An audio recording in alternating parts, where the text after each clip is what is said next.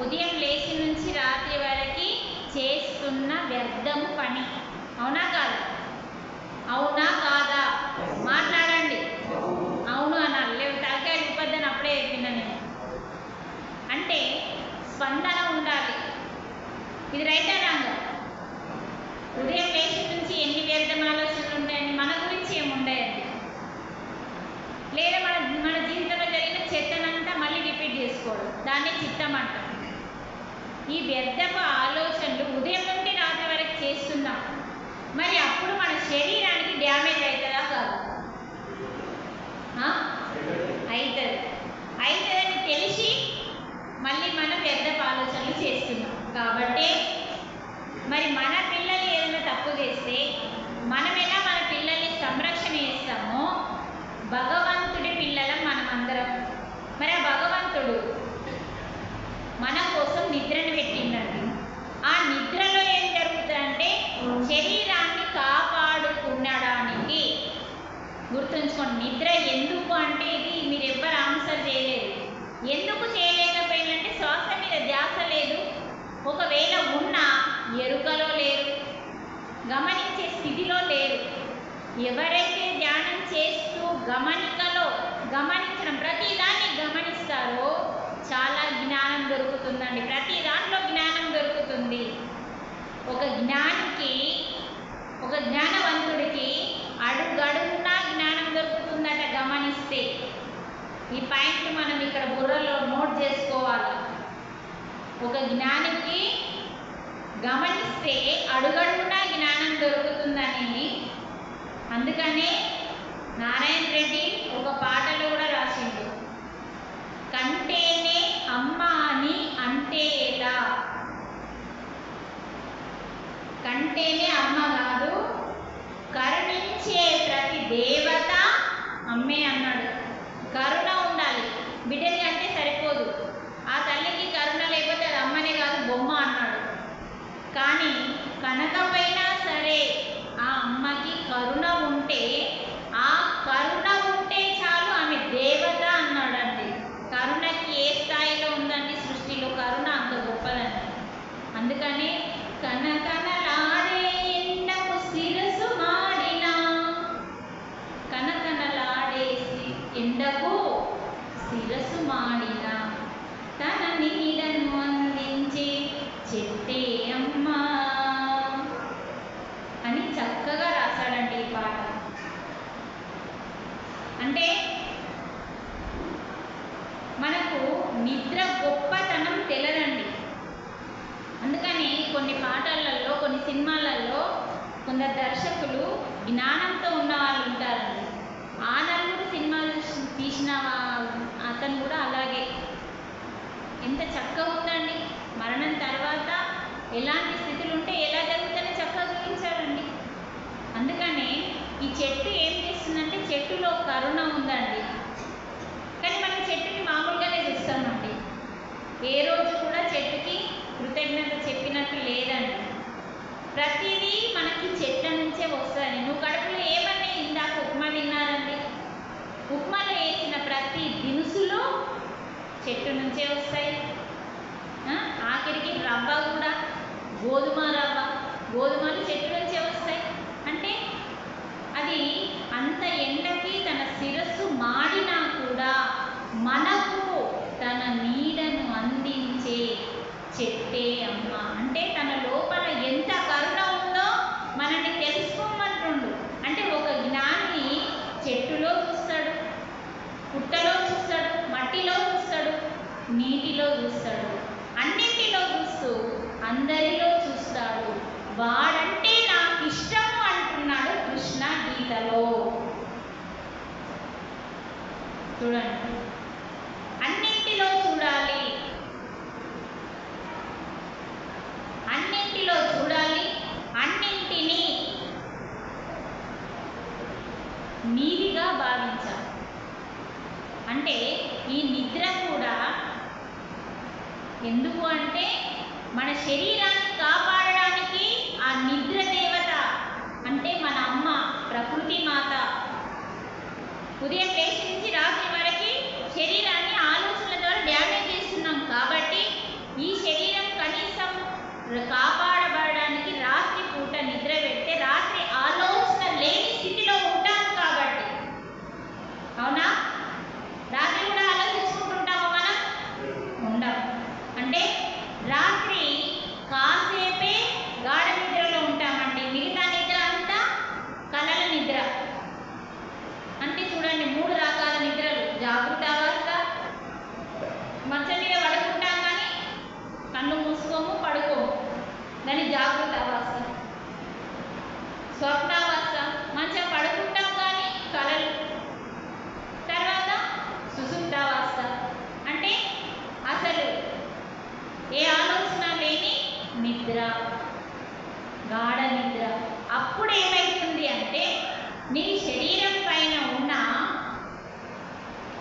శ్వాస మీద ధ్యాస అని.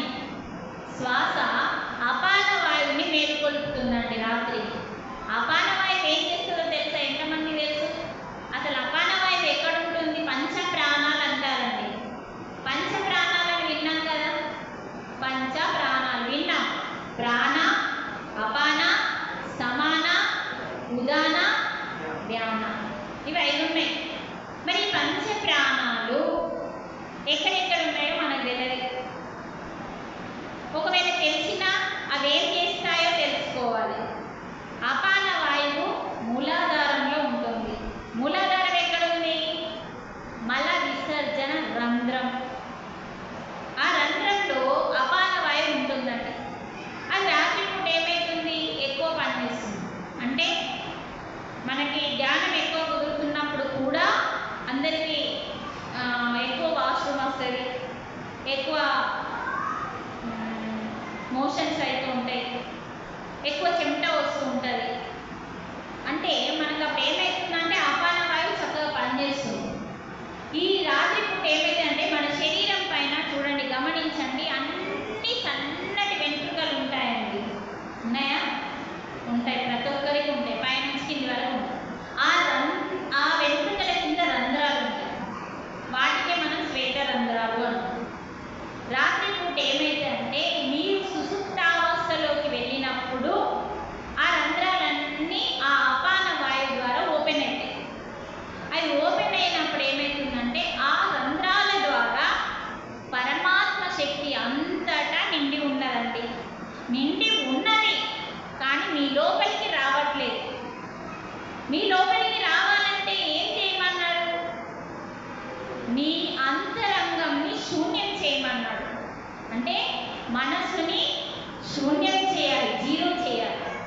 అప్పుడే పరమాత్మ శక్తి నీ లోపలికి. పరమాత్మ శక్తి ఎప్పుడు రెడీ ఉంటుందండి, కానీ తీసుకోవడానికి నువ్వు సిద్ధంగా లేవు. అందుకనే ఆ రాత్రి పూట ఆ నిద్రలో ఏమవుతుందంటే ఈ శరీరాన్ని కాపాడడానికి, మరి శరీరం ఎలా కాపాడబడుతుంది అంటే శక్తి ద్వారా. శరీరానికి శక్తి ద్వారా శరీరం కాపాడబడుతుంది. మరి రాత్రి ఈ రంధ్రాలన్నీ ఓపెన్ అవుతాయండి బెడ్ మీద మనకి. ఎప్పుడు? సుషుప్తావస్థలో. అక్కడ మనకి ఏమవుతుంది? ఆ పరమాత్మ శక్తి ప్రతి అణువణువులో ఉందండి, అంతటా ఉంది. ఆ శక్తి అంతా మన లోపలికి వస్తుంది, ఈ రంధ్రాల ద్వారా మన లోపలికి వస్తుంది. అలా వచ్చిన శక్తి మన బాడీని, మనస్సుని ఫ్రెష్ చేస్తుంది. అప్పుడు ఏమవుతుంది? ఉదయం నుంచి నైట్ వరకు ఆలోచించి శరీరాన్ని డ్యామేజ్ తీసుకున్న మీరు ఈ రాత్రి పూట మీ శరీరాన్ని కాపాడబడుతుంది. అంటే నిద్ర అనే ప్రకృతి, నిద్ర దేవత, ప్రకృతి దేవత మన శరీరాన్ని రక్షించడానికి నిద్రని పెట్టడం జరుగుతుంది. మరి ఈ నిద్ర ద్వారా మనకి మనం పడుకొని ఉంటున్నాం కాబట్టి ఏమవుతుందంటే తక్కువ శక్తి వస్తుంది. మన వెన్నుపూస అడ్డంగా ఉంటుంది కాబట్టి మనం గాఢ నిద్రలో ఉంటాం, స్పృహ ఉండదు అక్కడ. కాబట్టి మన శరీరం లోపలికి చాలా శక్తి రాదు, తక్కువ శక్తి వస్తుంది. మీరు గమనించండి, ఒక గ్లాస్ని అంతెందుకు, ఇప్పుడు ఈ బాడీ ఉందండి, ఈ బాడీని ఇలా అడ్డం పడుకోబెట్టండి, మనం పడుకున్నట్టుగా ఇలా పడుకోబెట్టండి. ఈ బాడీ నింపొస్తుంది మనకి? నిండుగా నింపలేము. నిండుగా నింపడానికి మనం ప్రయత్నం చేస్తున్న కొద్ది ఏమవుతుంది? వాటర్ అన్నీ బయటకు వెళ్ళిపోతుంది, కానీ కొన్ని వాటర్ దీని లోపలికి వెళ్తాయి. అలా కొన్ని వాటరే మనకి ధ్యానంలో, నిద్రలో వచ్చే శక్తి. ఈ బాటిల్ నింపుతూ ఉంటే అన్నీ బయటకు వెళ్ళిపోయి కొన్ని ఉంటాయి కదండి, ఆ కాస్త మాత్రమే నిద్రలో మనకి ఎనర్జీ వస్తే మరి శరీరం రక్షించబడుతుంది. ఈ శరీరం ఎందుకు రక్షించబడుతుంది అంటే నువ్వు ఇక్కడికి ఆత్మ అనుభవాల కోసం భూమి మీదకి వచ్చినావు, ఒక కార్యం మీద ఇక్కడికి వచ్చినావు. కానీ ఆత్మ ఆ కార్యం కోసం వచ్చినప్పుడు ఆత్మ భూమి మీద నిలవలేదు. కాబట్టి ఈ శరీరం అవసరం. ఈ శరీరం లేకుండా ఆత్మ ఏమి చేయలేదు. కాబట్టి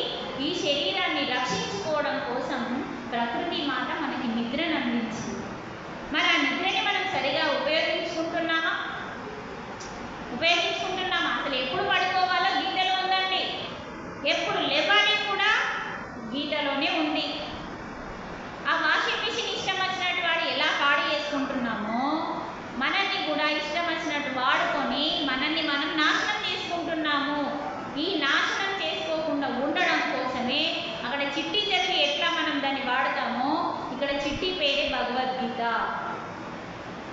మన జీవితాన్ని సరిదిద్దేదే ఒకే ఒక గ్రంథం గీత. అది చదివితే మరి ఎప్పుడు పడుకోవాలి, ధ్యానం చేస్తే మరి ఇప్పుడు ఇది ధ్యానం అండి, ఇది నిద్ర, ఇది ధ్యానం. ఇప్పుడు ఫుల్ నీళ్ళు నింపచ్చా? నింపచ్చు. అంటే ధ్యానానికి నిద్రకి ధ్యానానికి ఎంత తేడా ఉందో చూడండి. మరి నిద్రలో తీసుకునే ఆ కాస్త శక్తి ఉదయం నుంచి సాయంత్రం వరకు మళ్ళీ పనులకు ఉపయోగపడుతుంది. మాట్లాడడానికి, చూడడానికి, వినడానికి, నడవడానికి, పనులు చేయడానికి, ఆలోచించడానికి ఇన్నిటికీ ఉపయోగపడుతుంది.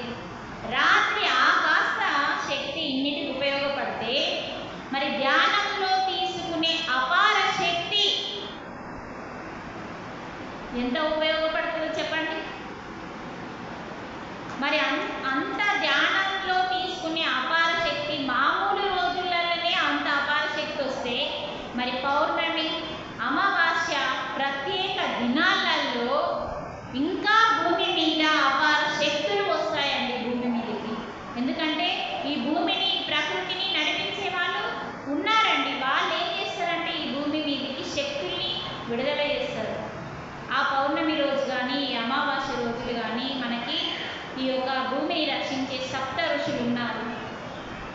బ్రహ్మ ఉన్నాడు, విష్ణుమూర్తి ఉన్నారు. వీళ్ళందరూ కూడా ఈ పంచభూతాలు అన్నీ కూడా ఈ రోజులలో మనకి ఎక్కువ శక్తులు భూమి మీదకి అందిస్తూ ఉంటారు. మరి ఆ శక్తులను ఎప్పుడైతే అందిస్తారో, ఎక్కువ శక్తులు ఎప్పుడైతే అందిస్తారో ఆ ఎక్కువ శక్తులు వచ్చినప్పుడు మీరు ఏ స్థితిలో ఉంటారో ఆ స్థితి మూడింతలు అవుతుందండి. మీకు ఇంకో ఎగ్జాంపుల్ చెప్పాలంటే ఇప్పుడు ఈరోజు పౌర్ణమి అనుకుందాం. ఈరోజు అమావాస్య ఉంది కదా, అమావాస్యనే అనుకుందాం, పౌర్ణమి అనుకుందాం. ఆ రోజు భూమి మీదకి అపార శక్తులు భూమి మీదకి వచ్చినప్పుడు మీరు దుఃఖంలో ఉన్నారనుకోండి, ఏడ్చుకుంటా టెన్షన్గా అల్లకల్లోలంగా ఉన్నారు మీ జీవితం ఈరోజు. అది ఏమవుతుందంటే మూడింతలు పెరుగుతుంది. మీ టెన్షన్ మూడింతలు పెరుగుతుంది, మీ అల్లకల్లోలం మూడింతలు పెరుగుతుంది, మీ దుఃఖం మూడింతలు పెరుగుతుంది. అదే మీరు సంతోషంగా ఉన్నారనుకోండి, హ్యాపీగా ఉన్నారనుకోండి, అది మూడింతలు పెరుగుతుంది. పౌర్ణమికి, అమావాస్యలకి అంత శక్తులు ఉన్నాయి. అందుకనే మనం సాధన చేసేవాళ్ళు చాలా జాగ్రత్తగా ఎరుకతో పౌర్ణమి గురించి, అమావాస్యల గురించి తెలుసుకొని ఆ రోజులలో మనం హ్యాపీగా, నిజమైన హ్యాపీగా ఉండాలి. నటించడం కాదు. లోపల ఒకటి ఉండి అరే ఈరోజు పౌర్ణమి మనం సంతోషంగా లేకపోతే ఎలా, అలా కాకుండా నిజంగా జ్ఞానంతో, ఎరుకతో ఆ పౌర్ణమి, అమావాస్య టైంలో మనం ఎంత ఇది ఉన్నా కూడా జ్ఞానం వికసిస్తే ఆ రోజులలో మనం హ్యాపీగా ఉండడానికి ప్రయత్నం చేయాలి. అప్పుడు మనం ధ్యానం చేస్తే ఏమవుతుందంటే మన రోజు ధ్యానానికి, పౌర్ణమి అమావాస్య ధ్యానానికి తేడా ఉంటుంది. ఎప్పుడైతే ఆ ధ్యానం ద్వారా తీసుకున్న శక్తులు ఉంటాయో అవి మనకి వేస్ట్ చేసుకోకుంటే, ధ్యానం చేస్తాము ఇంటికి పోయి వేస్ట్ చేస్తాం. అవిటిని వాళ్ళ గురించి, వీళ్ళ గురించి, ఆ చెత్త ఈ చెత్త అన్ని విని అన్నీ మాట్లాడి కర్మలు చేసుకొని మళ్ళీ ఈ పౌర్ణమి అమావాస్య ధ్యానాలలో వాడుకున్న, సంపాదించుకున్న శక్తిని అంతా ఆ ఇంటికి వెళ్ళి ఆ సంసారంలో వాడి, ఆ చుట్టాలలో, బంధువులలో వాడి నాశనం చేసుకోకుండా ఉంటే అది 1 month పనిచేస్తుంది. ఇన్ని సత్యాలు మనం తెలుసుకుంటున్నాము కానీ ఆచరణ లేదు. అందుకనే మనము నిద్ర గురించి తెలుసుకొని నిద్రని సరైన టైంకి, ఇప్పుడు మీరు దాదాపు 10 గంటలకు పడుకోవాలనుకుంటున్నారు. సరే, ధ్యానం చేసే వాళ్ళు పడుకోవాల్సిన అవసరం లేదు. ఎందుకంటే మనము 1 గంట ధ్యానం చేస్తే 3 గంటల నిద్రతో సమానమని మనకు. ఎందుకంటే ధ్యానంలో శక్తి వస్తుంది, నిద్రలో శక్తి వస్తుంది. మరి నిద్రలో తక్కువ తీసుకుంటున్నాం కాబట్టి, ధ్యానంలో ఎక్కువ తీసుకుంటున్నాం కాబట్టి, ఒకవేళ నిద్ర తక్కువైనా 1 గంట మనం ధ్యానం చేస్తే 3 గంటలు నిద్ర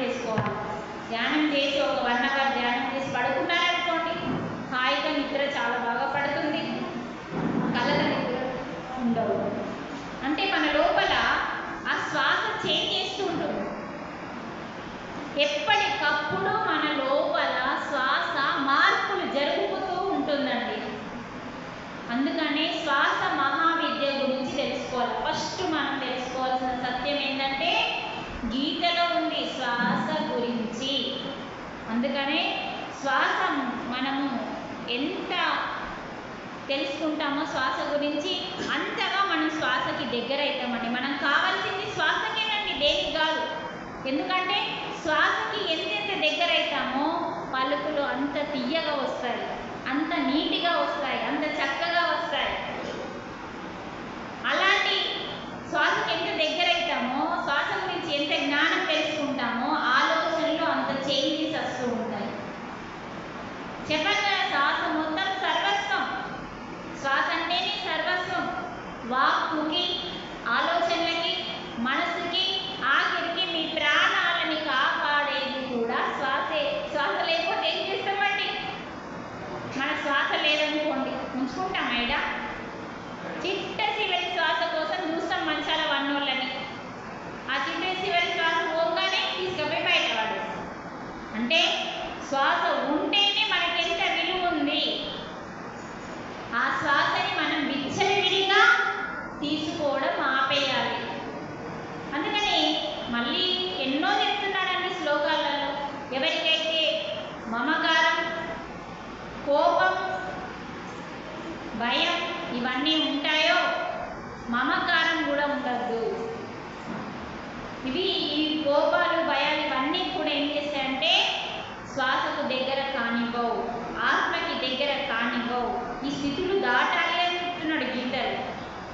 ఒక్కొక్క శ్లోకం ఒక్కొక్క అద్భుతం అండి గీతలో.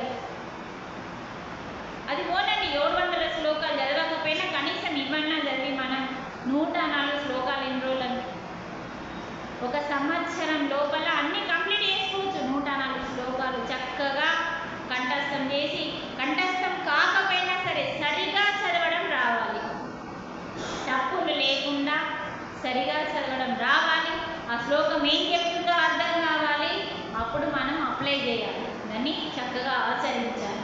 అప్పుడు మన లైఫ్ స్టైల్ మారిపోతుంది.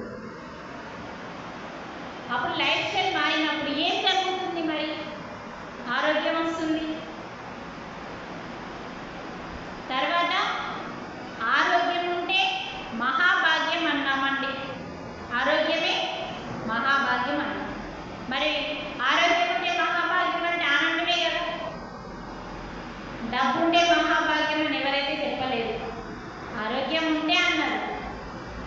అందుకని ఎవరికి ఆరోగ్యం లేదండి, అందరికీ అనారోగ్యాలు ఉన్నాయి. ఇది లేదు అన్నలు ఎవరు లేరు. కాబట్టి అందరికీ అనారోగ్యాలు ఉంటాయి. వాటిని ఫస్ట్ ప్రేమించడం తెలుసుకోవాలి. అసహించుకున్న కొద్ది పెరుగుతూ ఉంటాయి. అందుకని మన శరీరం లోపల మార్పులు కాకుండా మన మనసు లోపల కూడా మార్పులు జరుగుతూ ఉంటాయి. మనం ఎవరినైతే ద్వేషిస్తుంటామో వారికి అనిపించగానే మాట్లాడిస్తాం. అంటే మన లోపల చేంజెస్, శ్వాస ద్వారా అన్ని చేంజెస్ జరుగుతూ ఉంటాయి. శ్వాస ఎప్పటికప్పుడు మనల్ని చేంజ్ చేస్తూ ఉంటుంది. మనకు 5 పంచభూతాలు ఉన్నాయండి. పంచభూతాలలో కూడా మనకు మూలాధారం నుంచి పైనుంచి కింది వరకు మనకి ఒక్కొక్క చోట ఎన్ని శ్వాసలు చూడండి. మూలాధారంలో 600 శ్వాసలు నడుస్తాయండి. అది ఎప్పుడు నడుస్తా అంటే 6 గంటల నుంచి, ఉదయం 6 గంటల నుంచి 6:40 వరకే ఆ మూలాధారంలో శ్వాసలు నడుస్తాయండి. ఇదైతే చాలా గొప్ప సబ్జెక్ట్. ఇది మూలాధారంలో ఉదయం లేవగానే మనం ధ్యానంలో కూర్చుంటాము. 6 నుంచి 6:40 వరకు మూలాధారంలో శ్వాసలు నడుస్తాయి. తర్వాత ఏమవుతుంది? శ్వాస పైకి వస్తుంది, అంటే స్వాధిష్టానంలో జరుగుతుంది. 6:40 నుంచి 1:20 వరకు నడుస్తుంది. స్వాధిష్టానంలో ఎక్కువ శ్వాసలు, అక్కడ 6000 శ్వాసలు నడుస్తుంటాయి. మణిపూరకం అంటే మనము జీర్ణాశయం ఉన్న చోట 6000 శ్వాసలు నడుస్తూ ఉంటాయి. తర్వాత అనాహత చక్రంలో, హృదయ చక్రంలో 6000 శ్వాసలు నడుస్తూ ఉంటాయి. తర్వాత విశుద్ధలో 1000 శ్వాసలు. వీటన్నింటికి టైమింగ్స్ ఉన్నాయండి. ఏ చక్రంలో ఎన్ని శ్వాసలు, ఏ చక్రంలో ఏ టైంకి ఎన్ని, ఏ టైంలలో నడుస్తున్నాయి.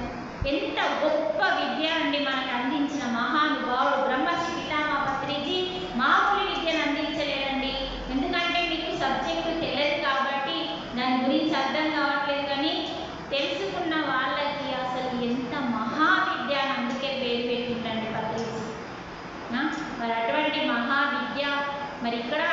శ్వాసలు, ఇక్కడ 1000 శ్వాసలు, ఇక్కడ 1000 శ్వాసలు, మొత్తం కలిపితే 21,600 శ్వాసలు 24 గంటలలో 21,600 శ్వాసలు మనం తీసుకుంటున్నాం. కానీ ఎవరికైనా కోపాలు, ద్వేషాలు, ఈర్ష్యలు, పగలు, ప్రతీకారాలు ఉంటాయి కదా, వాళ్ళు ఎన్ని తీసుకుంటారు?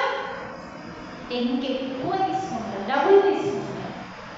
మరి అప్పుడు ఏం జరుగుతుంది? ఆయుష్ తగ్గుతుంది. మీరు గమనించండి, మనకి మరణం అనేది శ్వాసతో వస్తుంది, జననం అనేది శ్వాసతోనే వస్తుంది. ఆయుష్ కూడా తగ్గాల పెరగాల శ్వాసతోనే ఉండండి. ఏళ్ళకు సంబంధం లేదు, గిన్నేళ్ళ తర్వాత చనిపోతాడు అన్నది లేదు. మీరు గమనించండి, త్రేతాయుగంలో, కృతాయుగంలో, ద్వాపర యుగంలో తపస్సులు ఎక్కువ చేసిందా లేదా? చేసిందా లేదా? చేసింది. మరి వాళ్ళ వయసు వేలల్లో ఉందండి, వందలలో వేలలో. మనకేమో 120 సంవత్సరాలు లేకపోతే 150 సంవత్సరాలు ఇచ్చిందండి, అంతకు మించి లేదు. కలియుగంలో 120, 150 ఎవరన్నా బతికిందా? 120, 150 బతుకుతున్నామా? మరి అప్పుడు తపస్సులు ఎక్కువ ఉన్నాయి కాబట్టి వాళ్ళు ఏం చేసింది? తపస్సులు ఏం జరిగింది? శ్వాసని నిలుపుకున్నారు. శ్వాస పీల్చుకోవడం, వదలడం లేదు. అక్కడ తపస్సులో ఏమైపోతుంది? ఆజ్ఞాచక్రంలో శ్వాస నిలిచిపోతుంది, అక్కడ స్థితమవుతుంది. అప్పుడు అవి ఏమవుతుంది? శ్వాసలో ఆదా అవుతుంది. అందుకనే వాళ్ళ ఆయుష్ పెరిగింది. ప్రతి ఒక్కళ్ళు అక్కడ ఆ యుగాలలో, 3 యుగాలలో తపస్సు తపస్సు తపస్సు. కేవలం కలియుగంలో తపస్సు లేదు, ధ్యానం లేదు. అందుకనే ఈ కలియుగంలో ఆయుష్ తక్కువ. ఆ ఉన్న ఆయుష్ని, ఇచ్చిన ఆయుష్ని కూడా మనం సగం చేసుకున్నాం. 60 ఏళ్ళకి 60 ఏళ్ళు కూడా బతుకుతలే, 50 ఏళ్ళకి 30 ఏళ్ళకి కూడా చచ్చిపోతుంది. అంటే మరి ఇది మన చేతుల్లో పెట్టినట్ట, భగవంతుని చేతుల్లో ఉందా? మన చేతుల్లో ఉంది. అంటే ఎవరైతే ధ్యానం చేసి మన శ్వాసలని ఆదా చేసుకోవాలి. శ్వాస మీద ధ్యాస పెడితే చాలండి. శ్వాస ఏమైతుంది? 12 అంగుళాలుగా ఉన్న శ్వాస మెల్లిగా మెల్లిగా మెల్లిగా మెల్లిగా మెల్లిగా 0 స్టేజ్కి వస్తుంది. అంటే 1 ఆకాశ తత్వంలో 1 ఉంటుంది ఇక్కడ. తర్వాత ఇక్కడికి వచ్చి ఇక్కడ మొత్తానికి స్థితమవుతుంది. అక్కడ కూర్చుంటుంది, ఆగిపోదు. ఆగిపోతే చచ్చిపోతాం. ఆగిపోదు. ధ్యానంలో ఏమవుతుందంటే శ్వాస నిలిచిపోతుంది. ఎప్పుడైతే ఆలోచనలు ఆగిపోతాయో శ్వాస నిలిచిపోతుంది. రెండు ఒకటేసారి జరుగుతాయండి. అందుకనే ఆలోచన రహిత స్థితి ఎప్పుడైతే మనకు వస్తుందో శ్వాస ఇక్కడ 2 కనుబొమ్మల మధ్యలో నిలిచిపోతుంది. అప్పుడు మనకి ధ్యాన స్థితి వస్తుంది. సుషుమ్నా నాడి ఇక్కడ ఓపెన్ అవుతుంది. అప్పటి వరకు ఇది ఓపెన్ కాదండి. ఇది ఎప్పుడైతే ఓపెన్ అవుతుందో ఈ బ్రహ్మనాడికి కనెక్షన్ ఉంటుంది. ఇది ఓపెన్ కావడానికి ఈ సంబంధం ఉంటుంది. కాబట్టి ఎప్పుడైతే శ్వాస మీద ధ్యాస పెట్టి శ్వాసని మనం ఎప్పుడైతే ఇక్కడ సిద్ధం చేస్తామో అప్పుడు మనకి సుషుమ్నా నాడి ఓపెన్ అయ్యి బ్రహ్మరంధ్రం ఓపెన్ అయ్యి ఆ రంధ్రం ద్వారా మన లోపలికి అపార శక్తి ఇంత ఫుల్గా నింపుకోవచ్చు. అలా నిండినప్పుడు ఏమవుతుంది? మన శ్వాసలు ఖర్చు కావు. అక్కడ బీరువాలో పెట్టుకున్నట్టు బ్యాంకులలో డబ్బులు ఎలా పెడుతున్నామో మన శ్వాసలు మన ఆత్మలో నిశ్చితమై ఉంటాయండి. అక్కడ మన శ్వాసలు ఖర్చు కానప్పుడు మన ఆయుష్ పెరిగిపోతుంది. అంటే శ్వాసనే సర్వస్వం. అంటే శ్వాసతో ఆయుష్ సంబంధం ఉంది, శ్వాసకి మా వాక్కు సంబంధం ఉంది, శ్వాసకి ఆలోచనలతో సంబంధం ఉంది, శ్వాసకి మనసుతో సంబంధం ఉంది, శ్వాసకి ప్రాణంతో సంబంధం ఉంది. అసలు శ్వాసనే సర్వస్వం. కాబట్టి శ్వాస మీద ధ్యాస అనే మహావిద్యని ప్రతిరోజు మనం వాడుకోవాలి, సాధన చేయాలి. ఏం లేదండి, మన వయసు ఎంత ఉందో,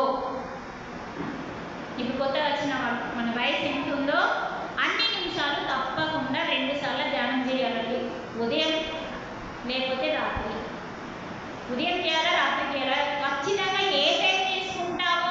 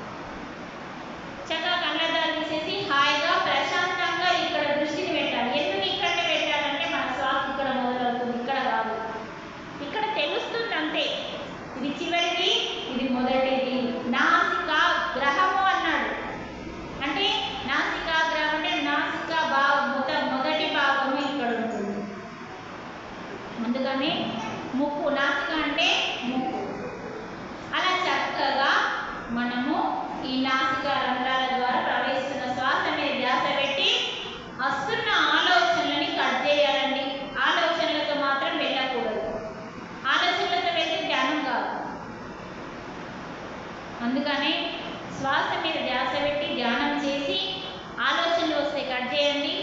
ఎంతసేపు అయినా సరే మీ వయసు ఎంత ఉందో అంత ధ్యానం చేసేంత వరకు ఏమి జరిగినా లేపద్దు. అలా చేయగా చేయగా చేయగా 41 రోజు అలా మీరు కంటిన్యూ చేయండి. సార్ మీ పేరేంటో నాకు తెలియదు, మీరు ఇద్దరు చేతులు అవ్వట్లేదు.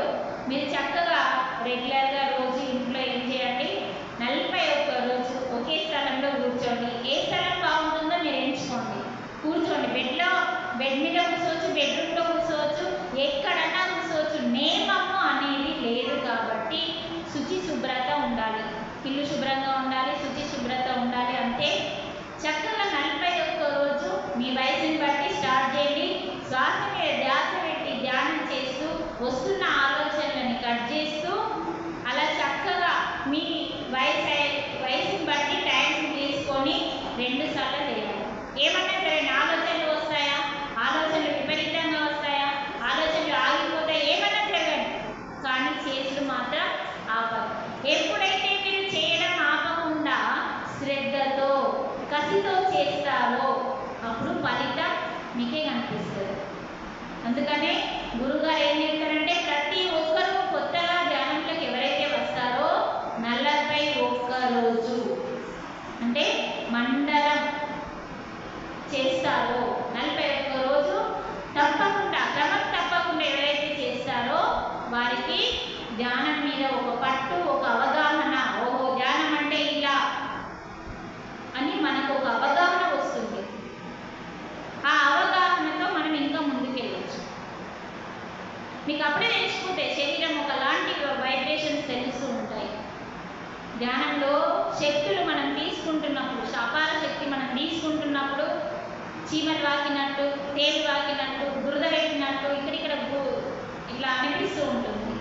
లైట్ వెయిట్గా అనిపిస్తుంది, బాడీ వజన్గా అనిపిస్తుంది, ఏదో మొగ్గులు మోసినట్టు బరువుగా అనిపిస్తుంది, కలర్స్ కనిపిస్తాయి, లేకపోతే ప్రకృతి అందాలు కనిపిస్తాయి, వృక్షాలు కనిపిస్తాయి. ఇవన్నీ కనిపిస్తున్నాయి అంటే మనకి శక్తి మన లోపలికి వస్తున్నది. అందుకనే మరి 11 అవుతుంది ఇప్పుడు టైం. మీకు చెప్పండి ఏమైనా డౌట్స్ ఉంటే. ఇప్పుడు చెప్పిన క్లాస్లో మీకు ఏమైనా డౌట్స్ ఉంటే, ఇప్పుడు ఇద్దరు కొత్త వాళ్ళు ఉన్నారు కాబట్టి మీరు ఏమన్నా అడగచ్చండి, కానీ మొహమాటం ఉండద్దండి. నేను మీకు బిడ్డలాగా అనుకొని మీరు క్వశ్చన్ వేయచ్చు. మీరు ఈరోజు మొట్టమొదటిసారి ధ్యానం పరిచయం చేసుకుంటున్నారు కాబట్టి మీరు ఈ జీవితం కొత్త జీవితంగా మలుచుకోవడానికి ఒక మంచి అవకాశం. కాబట్టి మరి ఈరోజు మనము భగవద్గీత కూడా ఒక శ్లోకం మాత్రమే, ఎందుకంటే ఈ 1-2 గంటల క్లాసుల్లో ధ్యానం గురించి చెప్పడానికి, ధ్యానం చేయించడానికి సరిపోతుంది. కానీ భగవద్గీత గురించి చెప్పాలి అంటే అందుకే నేను ఏ గ్రామాల్లోనన్నా 3 రోజులు క్లాసులు తీస్తాను, అక్కడే ఉంటా, ఆ గ్రామంలోనే ఉంటా. ఆ గ్రామంలో 3 రోజులు, ఫస్ట్ రోజు భగవద్గీత పరిచయం, 2వ రోజు 3వ రోజు ఈ మొత్తం భగవద్గీత శ్లోకాలు. కొన్నింటిని మాత్రమే, అన్నింటినీ అవసరం లేదండి, కొన్ని ఆ శ్లోకం అర్థమయ్యేంత వరకు అక్కడి నుంచి జరగద్దండి. అలా కొన్ని శ్లోకాలు మరి చెప్పడం జరుగుతుంది. కాబట్టి మరి 3 రోజులు భగవద్గీత క్లాసులు పెట్టుకుంటే ఇప్పుడు ఎందుకంటే చాలా గ్రామాలలో జరుగుతున్నాయి. ఎందుకంటే వేసవి అని నేను తీసుకోలేదు, మీ పిల్లలు వస్తారు ఎండాకాలం అని. నెక్స్ట్ తర్వాత మళ్ళీ అన్ని గ్రామాలలో క్లాసెస్ మళ్ళీ 3 రోజుల భగవద్గీత క్లాసెస్ ఉంటాయి. కాబట్టి ఎవరికి ఇష్టం ఉన్నా, ఎవరైనా ఏ ప్లేస్లోనన్నా పెట్టాలనుకున్నా కూడా నా నెంబర్కి ఫోన్ చేయొచ్చు.